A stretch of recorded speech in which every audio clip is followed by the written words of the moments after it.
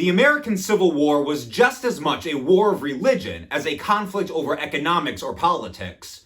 Those who defended slavery saw themselves on the side of God, viewing abolitionists as turning their backs on the literal text of the Bible. On the other side, abolitionists looked at passages in the scripture that saw God breaking chains and declaring the natural equality of all. They made this their interpretive lens for the rest of scripture.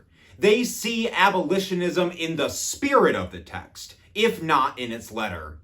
Both the abolitionist faithful and the pro-slavery Christians saw their opponents as the unfaithful ones.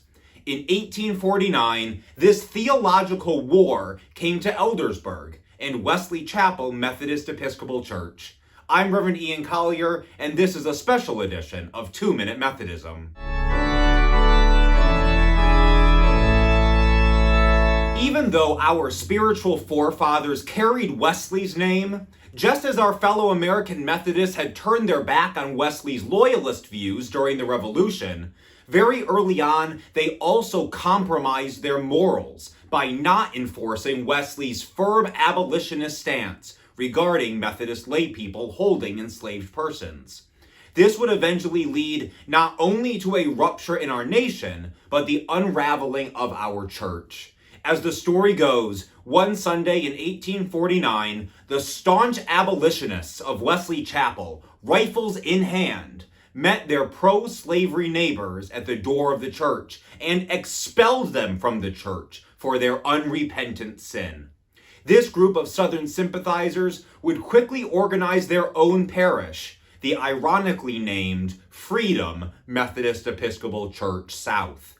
They built Freedom Church as their worship space in 1868. Even with the victory of the United States over the Southern Rebellion, these two churches would not come together and become Wesley Freedom Methodist Church until the 1940s. Today, we are once again called to engage in a spiritual battle, not against our neighbors, but within ourselves, to work to expel whatever of the infection of racism that we still carry and engage in intentional anti-racist work in our community.